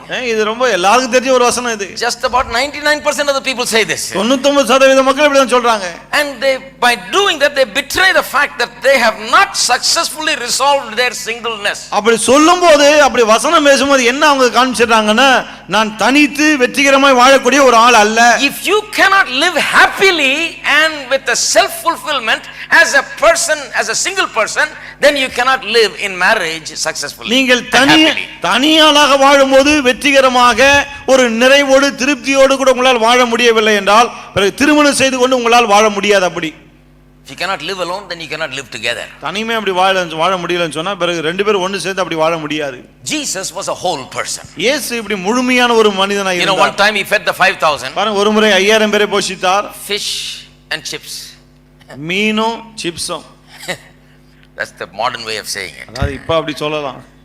With 5 loaves and 2 fish, he fed the 5,000. 5 அப்போ 2 மீனை கொண்டு 2 மீனும் போஷித்தார். People ate and they were full. மக்கள் சாப்பிட்டாங்க, திருப்தியானாங்க. 12 கூட மீதியா இருந்தது. Next day, அடுத்த நாள் everybody said, let's go to Jesus' meeting, we get fish. எல்லாரும் சொன்னாங்க, இயேசுவின் கூடத்துக்கு போலாம், அங்க மீன் கிடைக்கும்னு. Find Jesus and we'll get free food. இயேசுவுக்கு பிடிச்சதா போதும், சாப்பாடே ஓசிலே சாப்பிடலாம். But by the time he has crossed the lake and gone to the other side. ஆனா அதுக்குள்ள கடலை கடந்து மறுபக்கம் போயிட்டார். So they followed him over there. ஆகவே அங்க பின்தொடர்ந்து போனாங்க அவரை. They liked the fish. ஏன்னா மீன் பிடிச்சிருந்தது அவங்களுக்கு. They went over there to hear him and then thought that he will again make some fish and bread and give. சரி, அங்க போலாம், பிரசங்கத்தை கேட்கலாம், மறுபடியும் நமக்கு அப்பமும் மீனும் கொடுப்பாருன்னாங்க. But there when they went, he started preaching very strong. ஆனா அங்க போனா ரொம்ப பலமா பிரசங்கம் பண்ண ஆரம்பிச்சிட்டார். He said, oh, you strive for the bread that perishes, but I am the bread of life that has come down from heaven. அங்க என்ன சொல்லுறா, அழிந்து போகிற அப்பத்தை தேடி வந்திருக்கிறீர்கள், ஆனா நானும் ஜீவனுள்ள அப்பமா இருக்கிறேன். They said, what, we came for fish, he's talking about some other bread. ஏன்னா மீனுக்காக வந்தா இவர் ஏதோ ஒரு அப்பத்தை பத்தி பேசிட்டு இருக்காரு அப்படினா. We thought about eating some good fish. ஏதோ நல்லா வந்து மீன் சாப்பிடலாம்னு யோசிச்சோம். Then he said, if a man will not eat of my flesh and drink of my blood, he shall have no part of me. பிறகு என்ன சொல்றார், ஒருவன் மாம்சத்தை புசியாவிட்டால் என் ரத்தத்தை குடியாவிட்டால் என்னோட கூட அவனுக்கு பங்கு இல்லை அப்படின்றார். All this is in John chapter 6. இதெல்லாம் யோவான் 6 அதிகாரத்துல இருக்கு. When he said that, they said, oh, this is a hard saying. அவரை சொன்ன உடனே எல்லாம் கடினமான உபதேசம் அப்படின்றாங்க. Eating his flesh and drinking his blood. அவருடைய மாம்சத்தை சாப்பிடணுமா, ரத்தத்தை குடிக்கணுமா? He is talking about how they must believe in him. எப்படி அவரை விசுவாசிக்க வேண்டும்னு அவர் பேசிட்டு இருக்காரு. But they didn't understand. ஆனா அவங்களுக்கு புரியல அது. So they got up and left him. ஆகவே எழுந்து அவரை விட்டு போய் The விட்டார்கள். whole crowd got up and left him. ஆகவே கூட்டமே எழுந்து போயிடுச்சு. I'm trying to show you how Jesus is a whole person. அதாவது இயேசு எப்படி முழுமையானவர் அதை காண்பிக்க முயற்சிக்கிறேன். Jesus immediately did not cry and say, see, oh, everybody has left me, you know. இயேசு பாருங்க உடனே ஐயோ எல்லாரும் என்ன விட்டு போயிட்டாங்களேன்னு அழல. See, all these people, as long as I gave them fish, they were coming after me, but now I am alone, everybody is gone. மீன் கொடுத்த வரைக்கும் எல்லாரும் பின்னாடியே வந்தாங்க, இப்ப பாருங்க எல்லாம் என்ன விட்டு போயிட்டாங்க. He didn't have a pity party. இதோ பரிதாபப்பட்டு அப்படியே இல்ல அவரு. Everybody left. எல்லாரும் போயிட்டாங்க. Just the 12 were there. 12 பேர் மட்டும் தான் இருந்தாங்க. He was so confident of himself being right, he turned to the 12 and said, do you also want to leave? தான் சரியா தான் செய்கிறேன் நல்லா அறிந்தவரா தான் அவ்வளவு நம்பிக்கையோடு கூட இருக்க 12 பேரை பார்த்து கேக்குறாரு, நீங்களும் போய்விட மனதா இருக்கீங்களான்னு. Peter said, where shall we go, because you have the words of life. வேதம் என்ன சொல்றான், எங்க போவோம் ஆண்டவரே, ஜீவ வார்த்தைகள் உங்ககிட்ட இருக்கு. But if it happened on the contrary, if they got up and left, all the 12 left. ஆனா இதுக்கு மாறா நடந்தா யோசிச்சு பாருங்க, இந்த 12 பேரும் கூட சேர்ந்து எழுந்து போயிருந்தா Jesus would have still been happy. இயேசு இன்னமும் சந்தோஷமா தான் இருந்திருப்பார். Because he knows that he is right, whether people followed him or not, he is right. மக்கள் பின்பற்றாங்களோ இல்லையோ தாம் செய்கிறது சரி என்று இயேசுவுக்கு தெரியும். See, that is the confidence that every single person must be. பாருங்க, ஒவ்வொரு தனி மனுஷன் இருக்க வேண்டிய ஒரு தைரியமும் நம்பிக்கையும் இதுதான். You see, our happiness does not depend upon everybody else's reaction to us. பாருங்க, நம்முடைய சந்தோஷம் மற்றவங்க எல்லாம் நம்ம பற்றி என்ன சொல்றாங்க செய்றாங்க என்பதில் இருக்க கூடாது. My dear friend, if your happiness in this world is still dependent upon what others treat you like. நண்பர்களே, உங்களுடைய சந்தோஷம் இந்த உலகத்திலே மற்றவர்கள் உங்களை எப்படி நடத்துகிறார்கள் என்பதன் அடிப்படையில் இருக்குமானால், What others say about you, அல்லது மற்றவர்கள் உங்களை பற்றி என்ன பேசுகிறார்கள், how others look upon you, மற்றவங்களை எப்படி how பார்க்கிறார்கள், others perceive you, மற்றவங்களை எப்படி உங்களை குறித்து யோசிக்கிறார்கள், if this is your concern, உங்களுடைய கவலை எல்லாம் you're எப்படி இருக்கும்னா, always worried about what people are thinking about you. எப்போதுமே உங்களை பற்றி மக்கள் என்ன யோசிக்கிறாங்க நீங்க கவலைப்பட்டா, And you are happy only when they think the way you want them to think. அதாவது அவங்க உங்களை பற்றி எப்படி நினைக்கணும் நீங்க நினைக்கிறீங்களோ அப்படி நினைச்சாதான் உங்களுக்கு சந்தோஷம்னா, Then you have not grown up. பிறகு நீங்க என்ன வளரலன்னு அர்த்தம். Jesus was a grown up person. இயேசு வளர்ந்தவரா இருந்தார். He said, you think what you want to think, I know what I am thinking and I am right. என்ன சொல்றார், நீங்க என்ன வேணுமோ யோசிங்க, ஆனா நான் யோசிப்பது சரின்னு எனக்கு தெரியும் என்கிறார். I am right whether you are with me. If 5,000 people followed me to the meeting, I am right. If 5 people followed me to the meeting also, I am right. என் கூட்டத்துக்கு 5000 பேர் வந்தாலும் நான் சரிதான், 5 பேர் வந்தாலும் நான் சரிதான். Hello. I preached here in the same place in a little hut. இதே with only 5 people. இதே இடத்துல சின்ன குடிசை போட்டு பிரசங்கம் பண்ணிருக்கேன், 5 பேர் தான் வந்திருக்காங்க. I never preached any differently. I preached just like this. அப்பலாம் வித்தியாசமான பிரசங்கம் இல்ல, இதே போல தான் பிரசங்கம் பண்ணிருக்கேன். Just like this. With 5 people I'll preach just like this. இதே போல 5 பேர் வந்து இதே போல தான் பிரசங்கம் பண்ணோம். 5 பேர் வந்தாங்க. ஏன்? Because I know what I'm preaching is right. ஏன்னா எனக்கு தெரியும் நான் பிரசங்கம் பண்ணது சரியில்லை. This is God's truth. இதுதான் தேவனுடைய சத்தியம். So I prepare and come and preach it with all my heart. ஆகவே நன்றாய் ஆயத்தம் பண்ணி வந்து முழு உள்ளத்தோடு கூட பிரசங்கம் பண்ணுவேன். My happiness is not dependent upon everybody coming. எல்லாரும் வராங்களா இல்லையா பொறுத்து நான் சந்தோஷப்படுவது கிடையாது. If everybody comes, everybody is going to benefit. எல்லாரும் வந்தாங்க சொன்னா எல்லாரும் நன்மை பெற போகிறார்கள். I am going to preach no matter how many come. எத்தனை பேர் வந்தாலும் சரி அதை பார்க்க போறதில்லை, நான் பிரசங்கம் பண்ண போறேன். I am happy no matter how many come. எத்தனை பேர் வந்தாலும் சரி நான் சந்தோஷமா இருக்க போறேன். My happiness is based on the truth of God's word. என்னுடைய சந்தோஷம் தேவனுடைய வார்த்தையின் அடிப்படையில் இருக்கிறது. My happiness must be based on believing in myself. என்னுடைய சந்தோஷம் என்னை நான் நம்புகிறேனே அதிலே இருக்க வேண்டும். See, that is a whole person. பாருங்க, முழுமையானவன் சொன்னா இப்படிப்பட்ட ஆள் தான். When you marry a girl or a boy who thinks like that, இப்படி சிந்திக்கிற ஒரு ஆணையோ அல்லது ஒரு பெண்ணையோ நீங்கள் திருமணம் செய்து கொண்டால் you cannot go wrong, my friend. நீங்கள் தவறாய் போகவே முடியாது. You will have a successful marriage. பிறகு உங்கள் திருமண வாழ்க்கை வெற்றிகரமா இருக்கும். You will have a happy married life. உங்களுடைய திருமண வாழ்க்கை ரொம்ப சந்தோஷமாக இருக்கும். But the problem is these days when people are getting married, when people like each other and want to get married, இன்னைக்கு என்னன்னா மக்கள் ஒருத்தர் விரும்புறாங்க, கல்யாணம் பண்ணனும்னு நினைக்கிறாங்க. Foundation itself is wrong. அஸ்திபாரமே தப்பா போயிடுது. Where the man says, you are the sunshine of my life. அவன் சொல்றான் நீ தான் என்னுடைய வாழ்க்கையினுடைய வெளிச்சமே அப்படி. Does he mean before that he was living in darkness? அப்படினா இதுக்கு முன்னாடி என்ன இருட்டிலே இருந்தான்? I wouldn't want to marry a fellow like that. இப்படிப்பட்ட ஒரு ஆளை நான் கல்யாணம் பண்ண விரும்பவே மாட்டேன். He's been living in darkness and you are only the sunshine now. இவ்வளவு நாள் அவர் இருட்டில இருந்த மாதிரி நீங்க போய் தான் கொஞ்சம் வெளிச்சமே வந்த மாதிரி. But the girls also haven't heard the Bible preaching. அந்த பெண்களும் பாருங்க பைபிள் பிரசங்கத்தை கேட்டதே கிடையாது. So they are all drooling and say, oh, he said I am the sunshine of his life, நான் தான் ஒரு வாழ்க்கையில ஒளியேற்ற வச்சறேன். Oh, he just told me that I am the sunshine. நான் தான் வெளிச்சம் சொல்லிட்டார் அவர். So they are so pleased with his line. அவர் அப்படி சொன்ன உடனே அவ்வளவுதான் இவங்க. அவர் டயலாக்ல இவங்களுக்கு அவ்வளவு பிரியம். You know what kind of person you must marry? எப்படிப்பட்ட ஆளை நீங்க கல்யாணம் பண்ண தெரியுமா? You must be such a single, successfully so confident about your singleness. அந்த ஆள் தனியாளா இருப்பது குறித்து you must be such a single, be confident about your singleness. நீங்கள் தனியாளா இருப்பது குறித்து உங்களுக்கு ஒரு நம்பிக்கை, தன்னம்பிக்கை இருக்க வேண்டும், தைரியம் இருக்க வேண்டும். So that you will say, well, you are not the sunshine of my life, I am sunshine. அப்போ நீங்க என்ன சொல்வீங்கன்னா நான் அல்ல உன்னுடைய வாழ்க்கையின் வெளிச்சம். இல்ல, நீ அல்ல என்னுடைய வாழ்க்கையின் வெளிச்சம், எனக்கு வெளிச்சம் இருக்கு. மாத்துங்க dialogue. You are not the sunshine, I am the sunshine. நீ அல்ல வெளிச்சம், நான் தான் வெளிச்சம். And if you have sunshine, let's join together and make a galaxy. உங்ககிட்ட வெளிச்சம் இருக்குன்னு சொன்னா அப்படியே சேருவோம், இன்னும் அந்த வெளிச்சம் அதிகமாகும். Let this sunshine and that sunshine get together. இந்த வெளிச்சமும் அந்த ரெண்டு வெளிச்சமும் சேரட்டும். Hello. Then we will have a wonderful galaxy. அதன் பிறகு அற்புதமான ஒரு பிரகாசம் இருக்கும். But nobody thinks like that. ஆனா இப்படி எல்லாம் யாரும் யோசிக்கிறது Why கிடையாது. nobody thinks like that? ஏன் யாருமே யோசிக்கிறது கிடையாது? Because nobody goes back to Genesis 1, 2 and 3. ஏன்னா ஆதியாகமம் 1, 2, 3க்கு யாரும் போறது கிடையாது. They are writing letters back and forth. Letter மேல லெட்டர் போயிட்டு வந்துன்னு இருக்கு. Telling one another, you are the sunshine, you are the light of my life, you are this, that. நீதான் என் வாழ்க்கையின் ஒளி வெளிச்சம் அப்படி இப்படின்னு.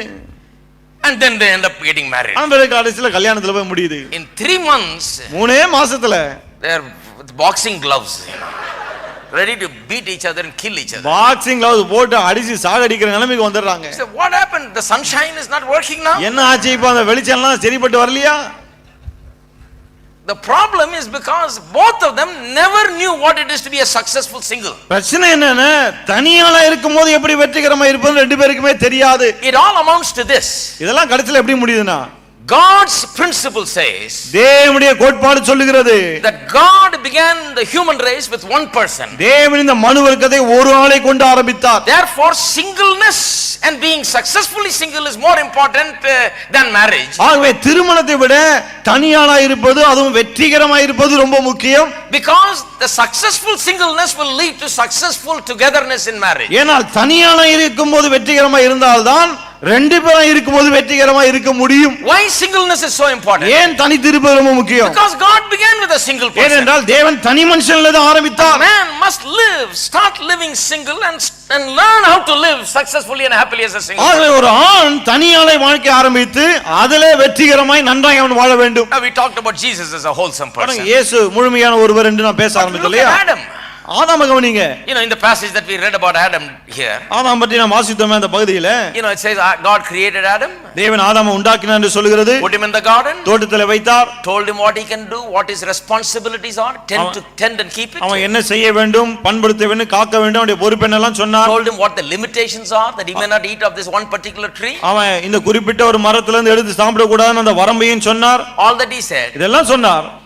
And Adam didn't go around the garden tending and keeping it and at the same time looking for girls. அப்படி ஆதாம் போய் தோட்டத்துல பண்படுத்தி அந்த வேலையெல்லாம் செஞ்சு அதே சமயத்துல ஏதாவது பெண்ணு கிடைக்காதான்னு பார்த்துட்டு இல்ல.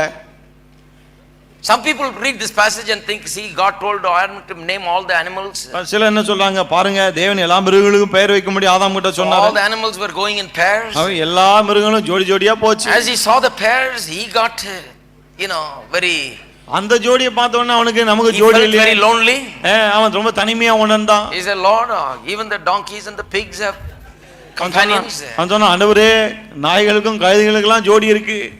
But I don't have a companion. ஆனா எனக்கு ஜோடி இல்லையே. Now you are now reading into the thing. பாருங்க இப்போ நீங்களே அர்த்தம் போட்டு வாசிக்கிறீங்க. The Bible doesn't say that. ஆனா வேதம் அப்படி சொல்லல. The Bible says that the animals were brought before him and he was allowed to name and whatever he named that was the name. வேதம் சொல்லுது மிருகங்கள் எல்லாம் கொண்டு வந்தார் பேரிட சொன்னார் என்ன பேரிட்டானா அதுக்கு பேர் ஆயிற்று. It doesn't say Adam complained to God saying what about my companion. ஆதாம் ஆண்டவர்கிட்ட போயிட்டு எனக்கு ஜோடி இல்லைன்னு கேட்டான்னு சொல்லல. Listen what it says in verse 20. 20ல என்ன சொல்லுதுன்னு பாருங்க. But for Adam there was not found a helper comparable to him.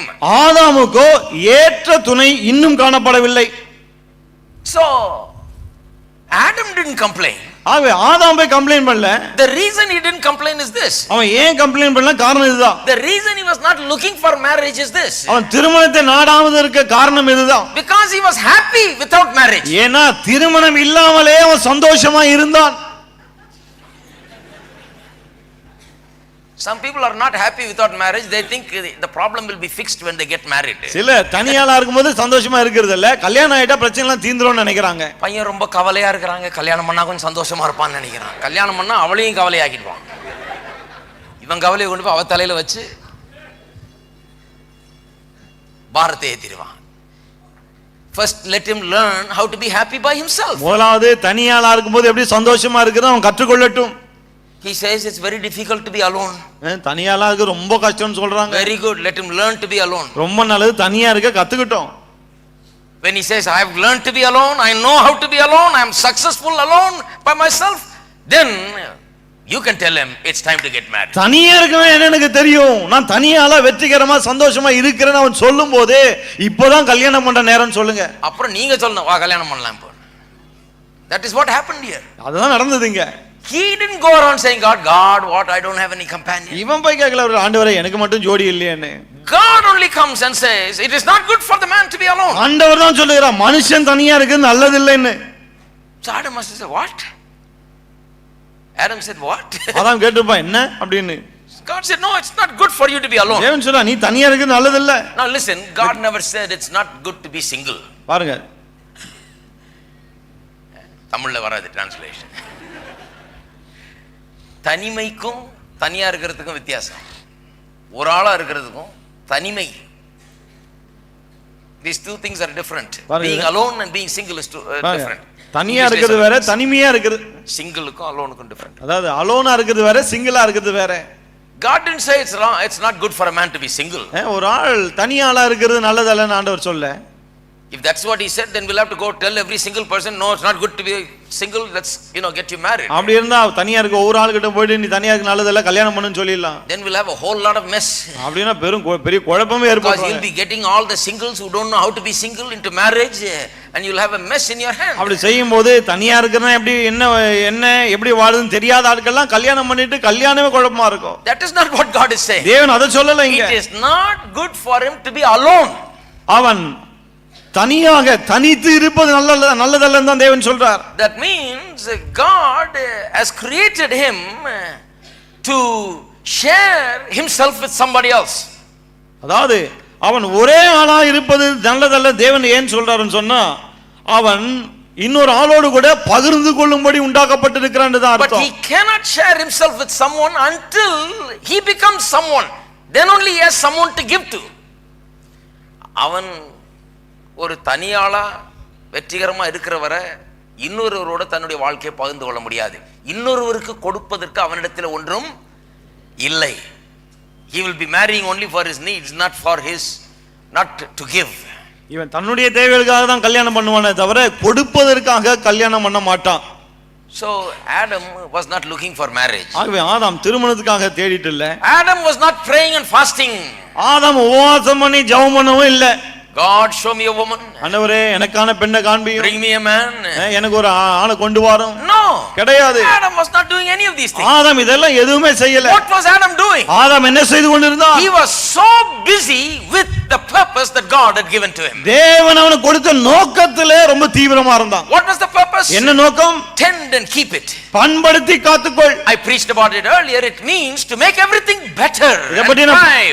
இத பத்தி நான் பிரசங்கம் பண்ணலையே எல்லாவற்றையும் இன்னும் சிறப்பாக்க நல்லதாக்கு. In other words, it meant to make the whole earth like the Garden of Eden. அதாவது என்ன சொல்ல வருகிறார்? முழு பூமியையும் ஏதேன் தோட்டத்தை போல ஆக்கு. He's got a big job to do. அவன் செய்யறதுக்கு பெரிய வேலை இருக்கு. He's got a great enterprise. மிகப்பெரிய ஒரு வேலை. He's got a great mission and purpose and goal. மிகப்பெரிய ஒரு லட்சியம் ஒரு லக்கு நோக்கம் அவனுக்கு இருக்கிறது. So he is busy dealing with his purpose and working with his purpose. ஆகவே தன்னுடைய நோக்கத்தை நிறைவேற்றி அதை செய்து முடிப்பதிலே ரொம்ப தீவிரமா இருக்கான்.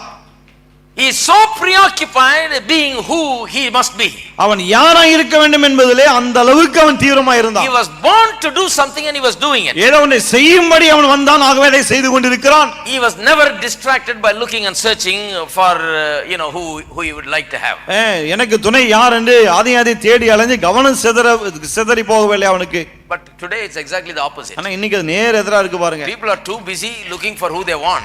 மக்கள் தங்களுக்கு யார் வேணும்னு தேடுறதுல ரொம்ப பிஸியா இருக்காங்க. They don't have any time to be what they should be. அவங்க என்னவா இருக்கணுமோ அப்படி இருக்க நேரமே இல்லாம போயிடுது. They don't understand the purpose for their life. வாழ்க்கை நோக்கத்தை புரிந்து கொள்வதில்லை.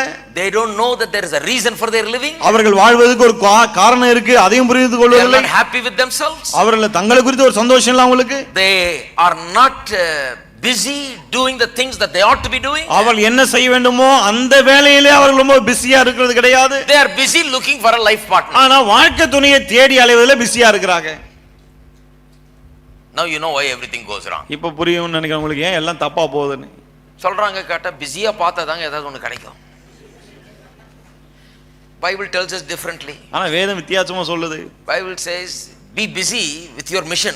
வேதம் சொல்லுது உன்னுடைய லட்சியம் என்னமோ அதுல பிஸியா இரு.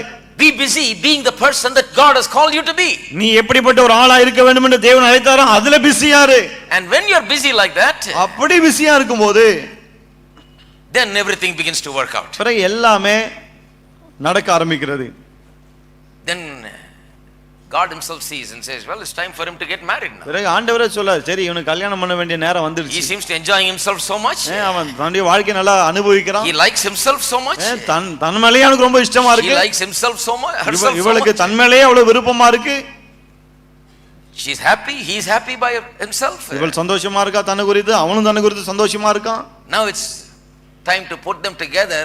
Now they've got something to give to one another. இப்போ ரெண்டு பேரும் இணைப்போம். ஏன்னா இவர்கள் ஒருவருக்கு ஒருவர் கொடுப்பதற்கு ஏதோ அவங்க கையில இருக்கு. Hello? Hello, There is something to give. கொடுப்பதற்குன்னு ஏதோ இருக்கு.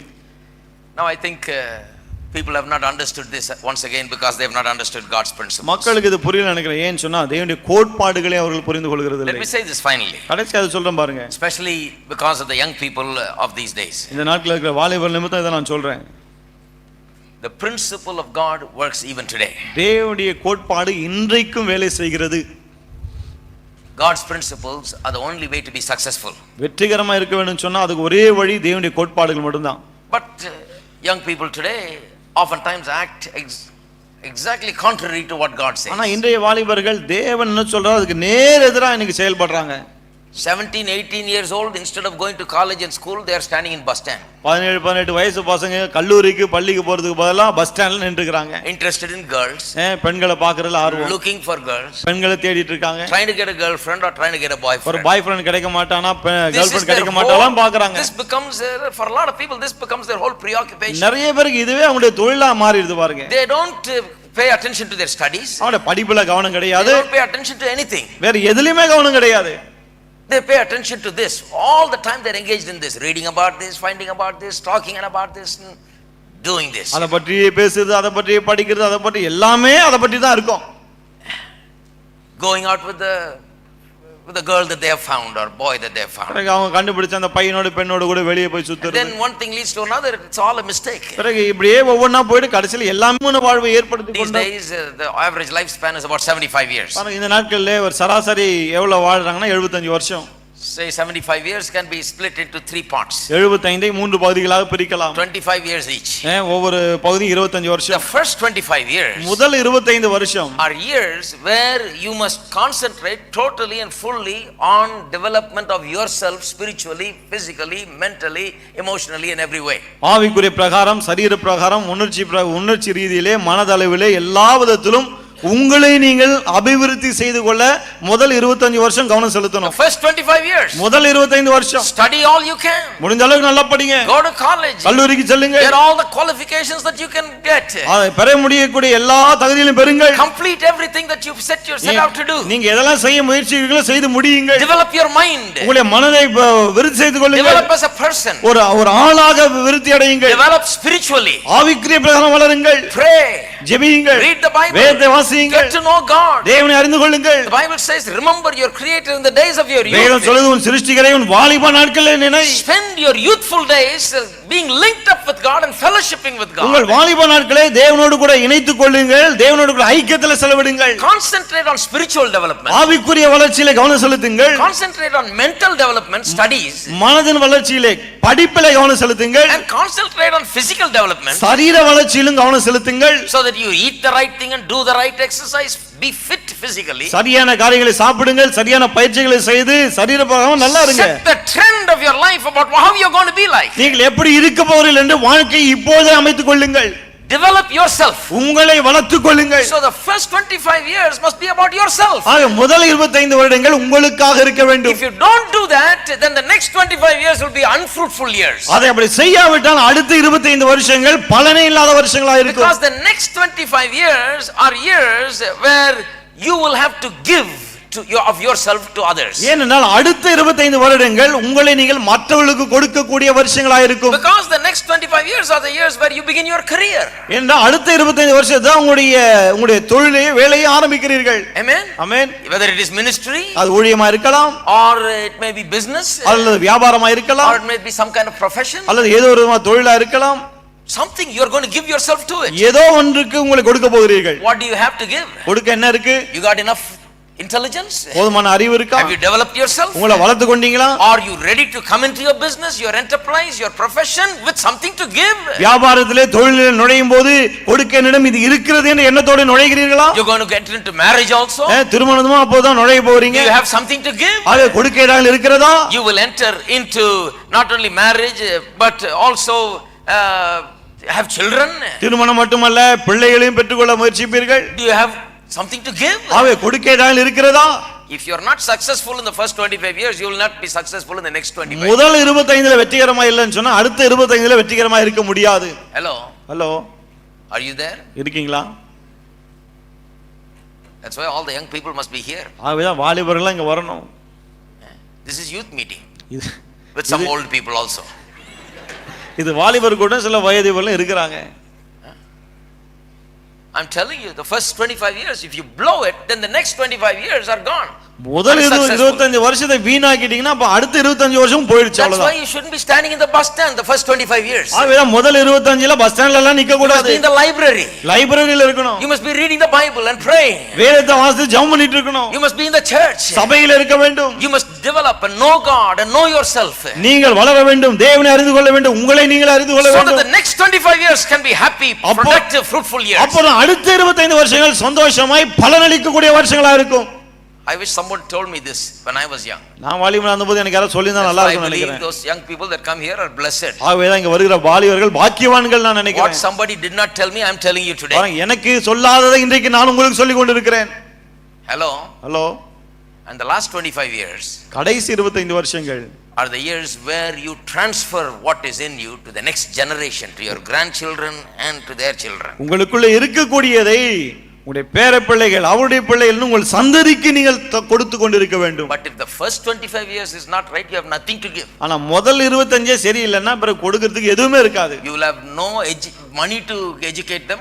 அவங்கள படிக்க வைக்க காசு இருக்காது. You will not have enough intelligence and knowledge to guide them. அவளை வழிநடத்தக்கூடிய போதுமான அளவு ஞானம் அறிவு உங்களுக்கு இருக்காது. You won't have enough spiritual confidence to lead them in the things of God. தேவனுடைய காரியங்களை வழிநடத்தி செல்ல அவர்களை வழிநடத்த உங்களுக்கு போதுமான அளவுக்கு ஆவிக்குரிய தைரியம் இருக்காது. Then everything becomes a failure, family becomes a failure. பிறகு எல்லாமே தோல்வியாகிறது, குடும்பமும் தோல்வியாகிறது. That is why the first 25 years are very important. ஆவேதான் முதல் 25 வருஷங்கள் ரொம்ப முக்கியம். Well, I got to cut short here because the time is over. இதோட முடிக்கணும், என்ன நேரம் முடிந்து விட்டது. But there's a lot more. ஆனா இன்னும் நிறைய இருக்கு. Next week we'll continue. அடுத்த வாரம் தொடருவோம். Amen. Amen.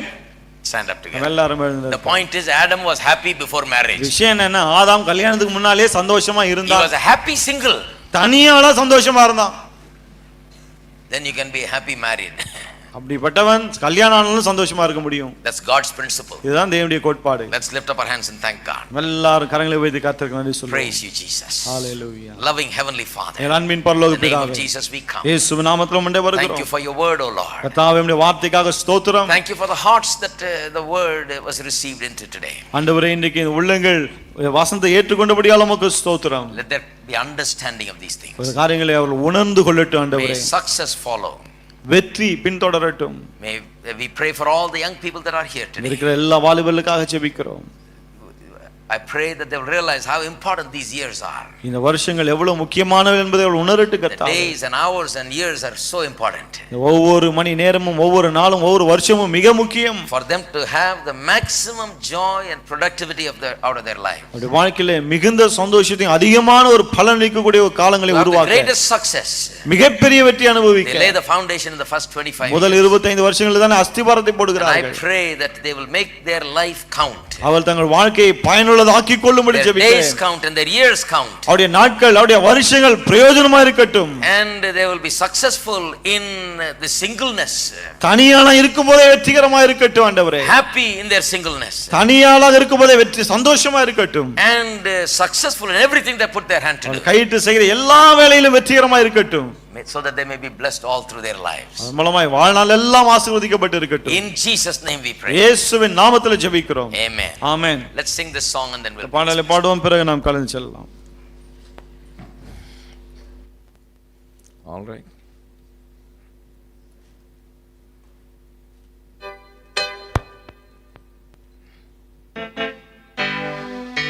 We'll give him all the praise, all of the praise. Give him all the praise, all of the praise. Before this day is gone, bow before his throne, and I'll give him all the praise, all of the praise. God bless you. Bye-bye. He's worthy of the praise, all of the praise.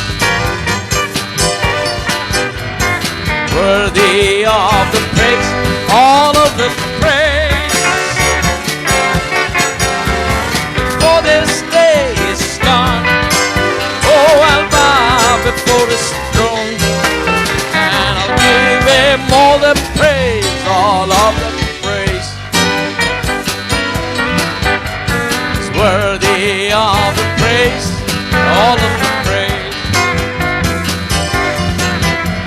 He's worthy of the praise, all of the praise. For this day is gone, oh, I'll bow before His